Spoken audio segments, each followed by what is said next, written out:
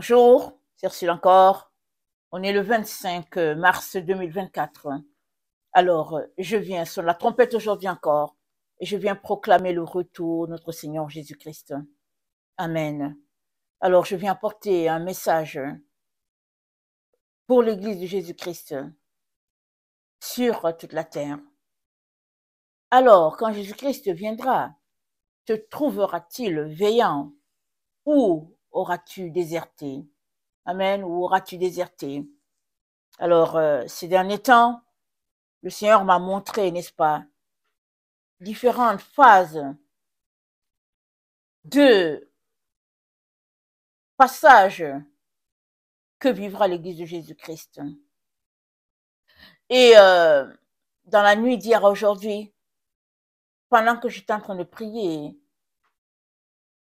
il m'a donné une parole, je ne vais pas entrer dans le détail, laquelle confirmait quelque chose qu'il m'avait donné il y a un an. Et la parole qu'il m'a donnée aujourd'hui, c'est le fait que les conditions sur la terre changeront drastiquement pour l'enfant de Dieu. Ce sera drastique, ce sera sans équivoque, ce sera contre l'enfant de Dieu. Clair et net, et les autorités de la terre ne passeront pas par quatre chemins pour dire clairement à ceux-là qui marchent selon Jésus leur vision de la vie. Ils ne manqueront pas de le dire. Et l'enfant de Dieu n'aura pas le choix que de choisir entre ce qui est dit dans le monde ou bien de choisir vraiment son Dieu. Parce que ce sera une situation de telle sorte que l'enfant de Dieu ne peut pas se mettre au milieu. C'est-à-dire, ce sera clair et net, tu es de l'autre côté, ou bien clair et net, tu es avec Jésus. Et plusieurs, malheureusement, vont se compromettre. Ils vont se compromettre pour X raisons. Mais tous ceux-là qui refuseront de se compromettre, n'est-ce pas, et qui garderont la ligne de conduite de notre Seigneur Jésus, ceux-là pourront, n'est-ce pas, être là quand Jésus-Christ viendra. Parce qu'on ne sait pas exactement quand il viendra. Mais une chose est sûre, quand Jésus-Christ viendra, trouvera-t-il la foi sur la terre? C'est ça qu'il a dit. Ça dit, trouvera-t-il des gens en train de marcher selon sa ligne de conduite à lui, ou bien trouvera-t-il des gens versés à la solde des valeurs de ce monde? Alors, les lois qui régissent, n'est-ce pas, la vie dans les différents pays sont tirées en partie de la Bible. C'est-à-dire, la base de ce système mis en place depuis des siècles a été tirée de la Bible. Et maintenant, nous allons tout simplement voir le contraire qui va se réaliser. Et même les pays qui ne voudront pas se plier subiront beaucoup de choses. Parce que les autorités dans les lieux célestes et puis les autorités de la terre ont tout simplement changé leur façon de voir les choses, leur façon de faire. Ils ont changé. Mais que la façon ait changé ou pas changé, l'enfant de Dieu est appelé à marcher dans la droiture, dans la vérité, dans la lumière, selon ce que son Dieu lui a dit. Voilà à quoi l'enfant de Dieu est appelé. Et il ne peut pas se compromettre. On a les consignes strictes de notre Seigneur Jésus. Alors il est donc important qu'en tant qu'enfant de Dieu, à ce moment où nous nous trouvons, il est important que chacun décide qui il voudra servir.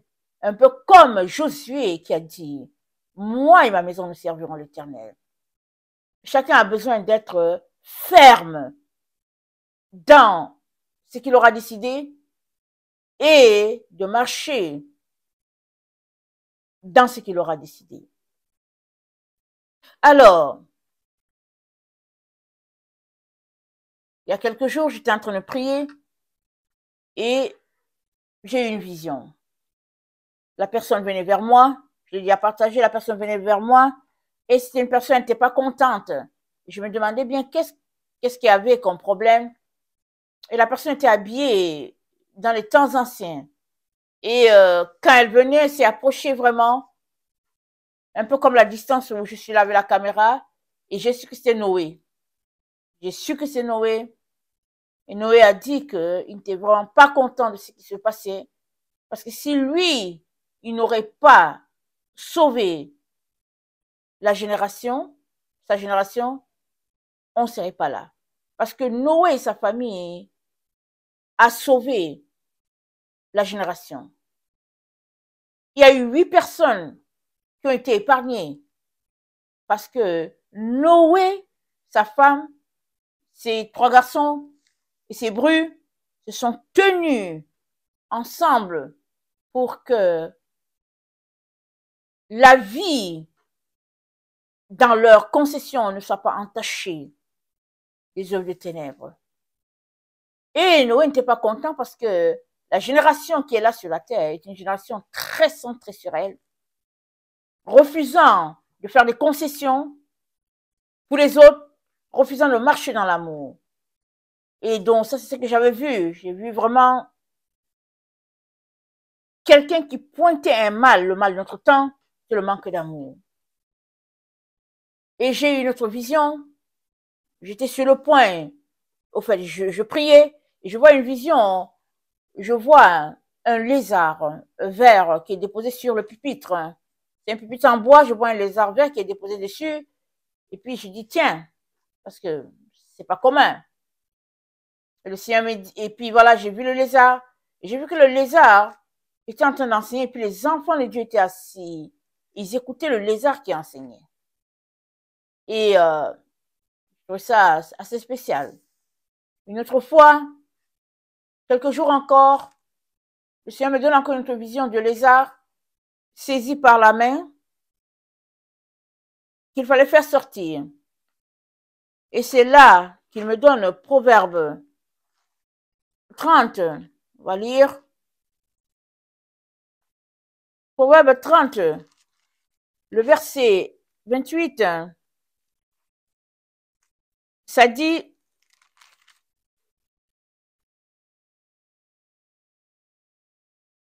le lézard saisit avec les mains et se trouve dans les palais du roi.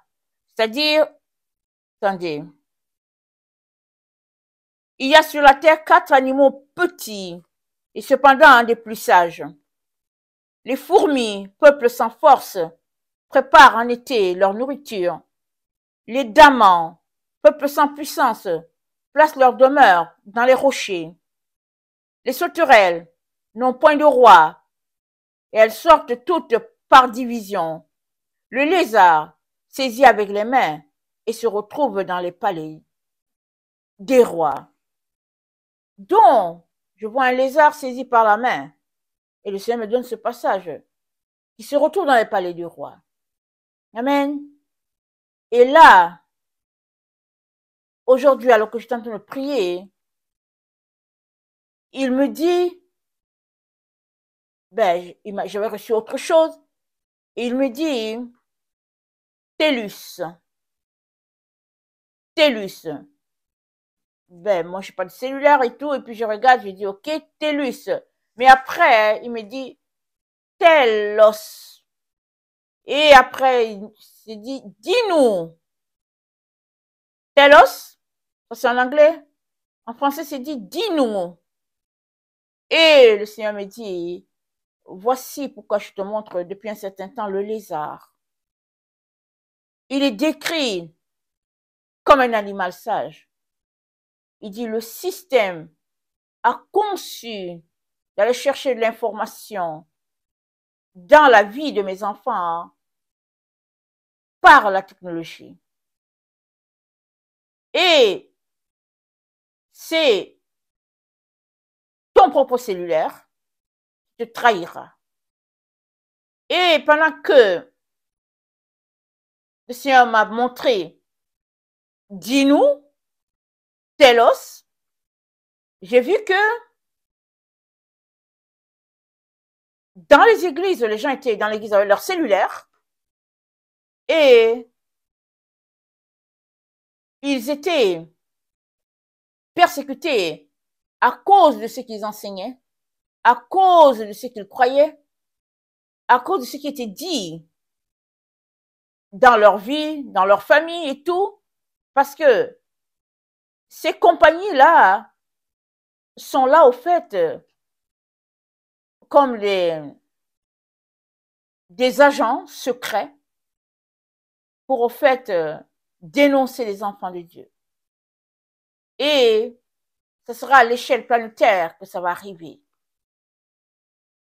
Et pourquoi est-ce que c'est si important pour les nations, n'est-ce pas,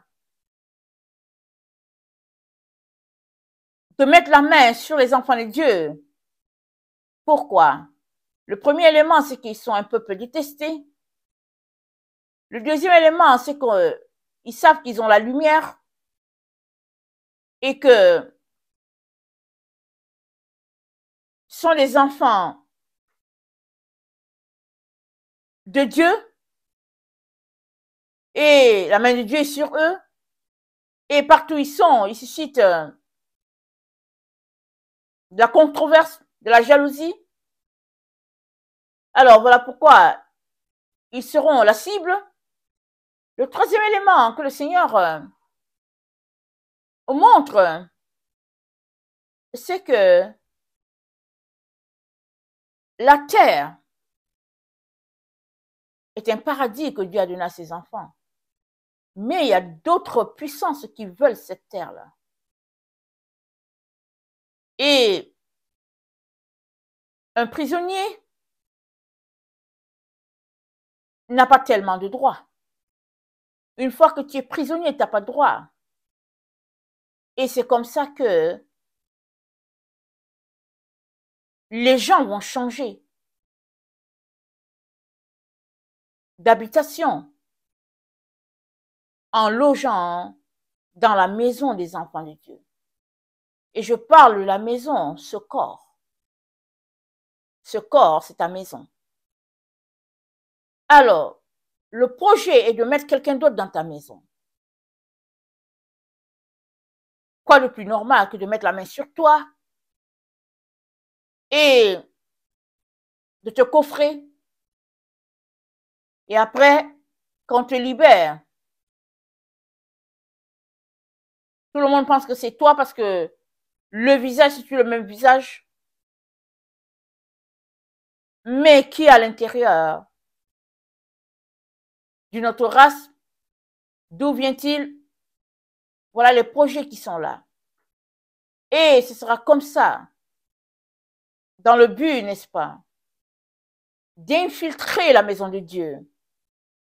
Parce que si on se rappelle bien, le lézard est pris par la main, il se retrouve dans les palais des rois. On le prend par la main et on le met à l'extérieur, on le jette. L'enfant de Dieu devra faire des choix, de prendre tous ces gadgets-là et de les mettre dehors, afin que l'unité soit bâtie dans la maison comme Dieu l'a conçue à l'origine. La meilleure façon, n'est-ce pas, de déstabiliser une famille, c'est d'y mettre un intrus. Et si on lève bien les yeux, ou bien si on prête attention, on sait que ça se passe déjà sur toute la terre. C'est des stratégies étudiées ça et là, afin de venir perturber le plan de Dieu pour l'humanité. Et toi qui es enfant de Dieu, tu devras trouver les stratégies que Dieu a mis en place pour demeurer fidèle jusqu'à ce que Jésus-Christ vienne. Amen. Et puisse régner en toi. Alors, dans Proverbe 30, le verset 5, c'est dit, Toute parole de Dieu est prouvée. Il est un bouclier pour ceux qui cherchent en lui un refuge. Tu auras besoin de faire ton refuge en Dieu et en Dieu seul. Tu ne peux plus fonctionner comme tu avais fonctionné. C'est-à-dire, un pied avec les autorités, un pied avec les valeurs de Dieu, ce temps est révolu. C'est un temps révolu. Pour survivre, tu devras uniquement t'accrocher à Dieu. Comme Israël dans le désert, qui a dû quitter l'Égypte, la terre où ils avaient tout, pour se réfugier dans le désert et compter sur Dieu uniquement. C'est ça que tu devras faire. Si tu veux te trouver vivant par ton Seigneur. Dans Proverbe 14, c'est dit la femme sage bâtit sa maison et la femme insensée la renverse de ses propres mains. Seras-tu une femme sage ou seras-tu une femme insensée? L'église de Jésus-Christ sera-t-elle appelée une église sage ou bien sera-t-elle tout simplement appelée une église insensée, une église prostituée? Tout dépendra de comment l'enfant de Dieu va se comporter suite à cette situation-là. Et le Proverbe 21, le verset 10 dit, « L'âme du méchant désire le mal. Son ami ne trouve pas grâce à ses yeux. » L'âme du méchant désire le mal. Son ami ne trouve pas grâce à ses yeux. L'enfant de Dieu triomphera seulement s'il marche dans l'amour envers son frère, envers sa sœur.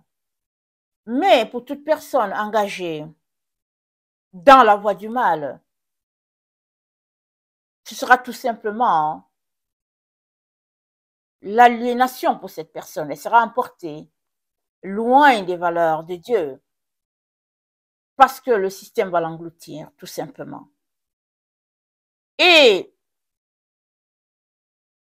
toujours le Proverbe 21, le verset 13, c'est dit, « Celui qui ferme son oreille au cri du pauvre criera lui-même et n'aura point de réponse. » Toujours pour dire que l'Église de Jésus-Christ doit marcher dans l'amour, uniquement dans l'amour pour pouvoir s'en sortir. Et aussi, les valeurs changeront pas dans le sens de ce que les enfants de Dieu espèrent. On sait tout ce qui se passe dans la société. Et il y aura des budgets, n'est-ce pas, mis en place par les différents gouvernements pour tous les jeunes qui n'aiment pas la façon qu'ils sont venus sur la terre. Tous les jeunes qui voudront changer seront encouragés et auront des subventions pour pouvoir changer leur nature. Ils passeront facilement du genre qu'ils voudront. Ils passeront facilement, s'ils sont une femme, s'ils sont nés une fille, qu'ils préfèrent être garçon, ils passeront facilement à l'autre stade. Tout leur sera favorisé. Mais pour les parents qui ne sont pas de cet avis, il leur faudra donc prendre des mesures, n'est-ce pas, pour éduquer leurs enfants eux-mêmes. Et la meilleure façon, c'est d'éduquer son enfant à la maison, de bâtir ce cocon familial-là, comme c'était avant que les églises ne soient regroupées. C'est pourquoi, pour commencer cette série, j'ai vu Noé. Noé qui était en colère, qui a dit, il n'y aurait personne sur la terre si moi, Noé et mes enfants, on avait fait des sacrifices pour garder la racine de la vérité, la lumière. Et c'est vrai ce qu'il a dit. Nous descendons tous de Noé. Peu importe le type de peau que tu as aujourd'hui, nous descendons tous de Noé et de ses enfants. Et ce n'est que par une volonté de marcher dans les voies de Dieu, de lui être agréable, de lui plaire, ce n'est que dans ça que tu auras le triomphe pour toi-même et pour tes enfants. Mais si tu optes plutôt pour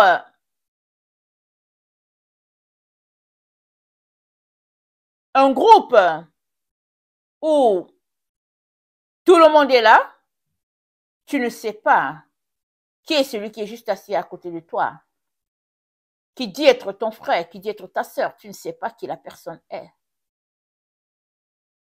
Parce que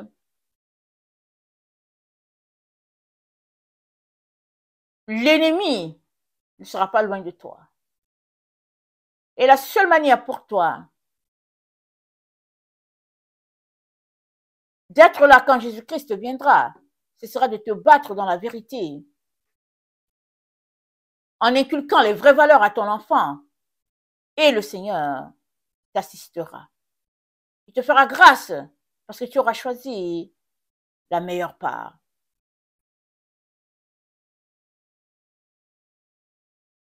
Toujours dans Proverbe 21, le verset 16 se dit: l'homme qui s'écarte du chemin de la sagesse reposera dans l'assemblée des morts.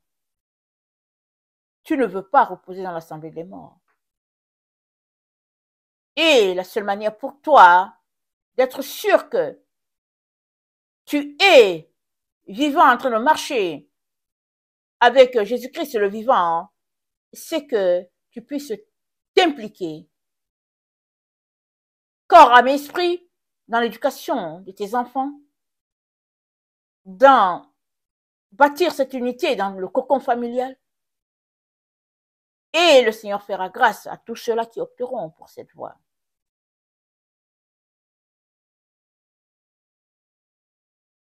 Et Josué a dit: moi et ma maison, nous servirons l'Éternel. Il est donc temps que tu prennes cet engagement ferme devant le Seigneur et il t'aidera, n'est-ce pas, à t'en sortir.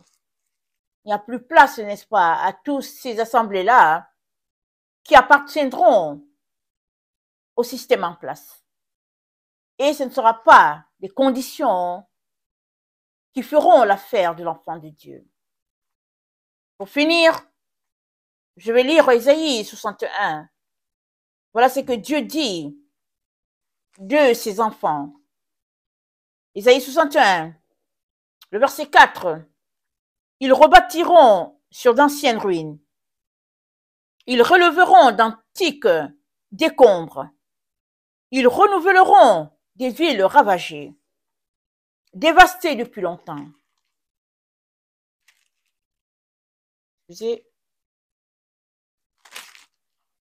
Des étrangers seront là et feront paître vos troupeaux. Des fils de l'étranger seront vos laboureurs et vos vignerons.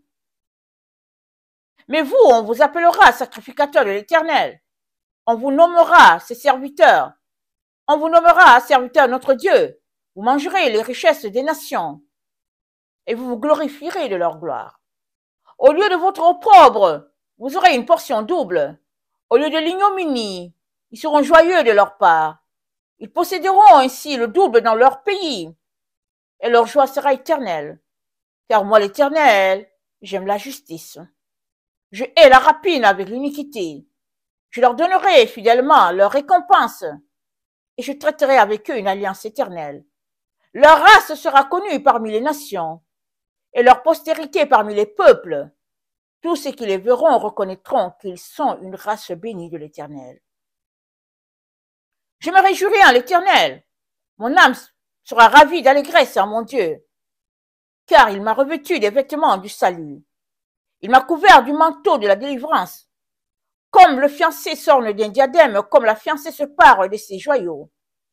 Car comme la terre fait éclore son germe, et comme un jardin fait pousser ses semences, ainsi le Seigneur l'Éternel fera germer le salut et la louange en présence de toutes les nations. Que le Seigneur bénisse sa parole. Maranatha, Jésus revient. Amen et alléluia.